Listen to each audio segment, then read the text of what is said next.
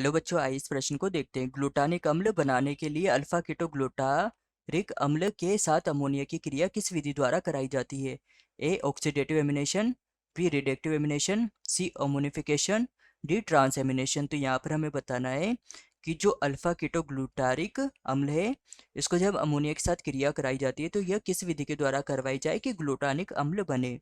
तो यहाँ पर जो अल्फा कीटोग्लूटारिक अम्ल है, इसके द्वारा जो ग्लूटोनिक अम्ल बनता है यह क्रेब चक्र के अंदर बनता है। तो हमारी मुख्य अवधारणा अवधारणा होगी कि क्रेब चक्र क्या है। तो यहाँ पर हमें क्रेब चक्र के बारे में बताना है। तो जो क्रेब चक्र होता है यह वायवीय श्वसन में होता है। यह वायवीय श्वसन में होता है तथा इसके द्वारा भारी मात्रा में ऊर्जा का उत्पादन उत्पादन किया जाता है। तो यहाँ पर प्रश्न ने हमसे पूछा था कि जो ग्लूटोनिक अम्ल बनाने के लिए अल्फा कीटो ग्लूटेरिक अम्ल के साथ अमोनिया की क्रिया किस विधि के द्वारा की जाती है। तो हमारे पास ये था ऑक्सीडेटिव एमिनेशन। तो जो ऑक्सीडेटिव एमिनेशन की जो प्रक्रिया होती है अर्थात ए है, तो इस प्रक्रिया के अंदर जो ग्लूटामेट होता है, इस ग्लूटामेट के साथ Na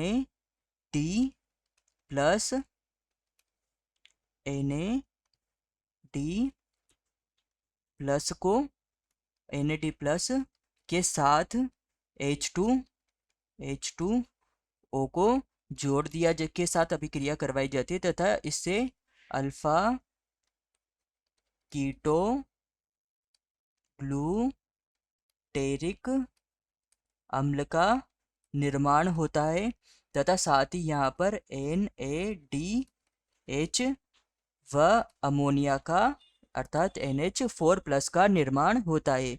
तो यह हो जाएगा गलत, क्योंकि यहाँ पर अल्फा कीटो ग्लूटेरिक अम्ल बन रहा है, ना कि ग्लूटानिक अम्ल। वही जो हमारे पास बी था वह था रिडक्टिव एमिनेशन। तो जो रिडक्टिव एमिनेशन होता है, इस रिडक्टिव एमिनेशन में जो अमोनिया होती है अर्थात NH4+ होती है, इसका अल्फा कीटो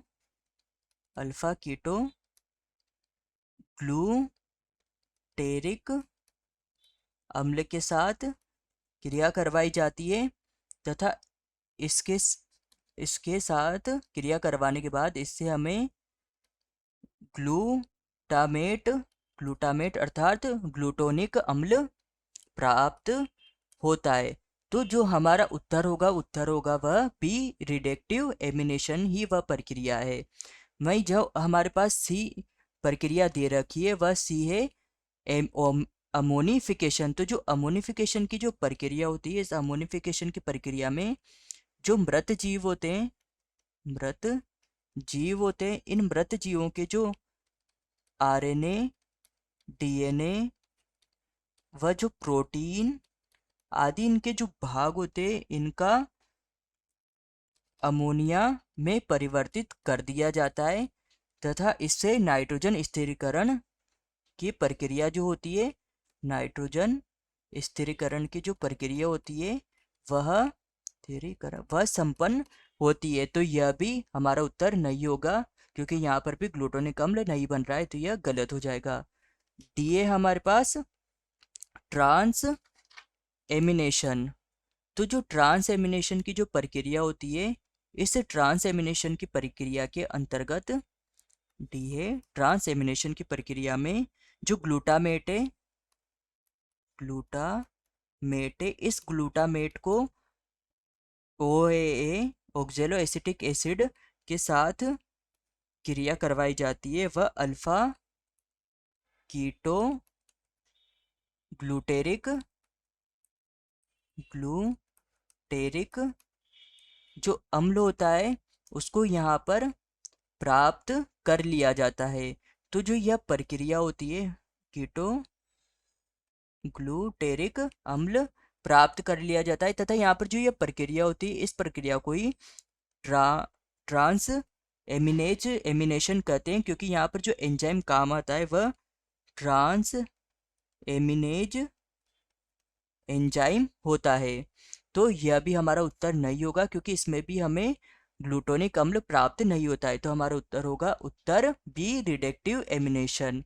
तो यहाँ पर जो हमारा प्रमुख सिद्धांत होगा कि प्रमुख सिद्धांत होगा कि जो यह क्रेब चक्र की जो यह प्रक्रिया संपन्न हो रही है पूरी, जो यह क्रेब चक्र है, यह क्रेब चक्र जो माइटोकॉन्ड्रिया होता है, माइटोकॉन्ड्रिया माइटोकॉन्ड्रिया में, क्रेब चक्र माइटोकॉन्ड्रिया में संपन्न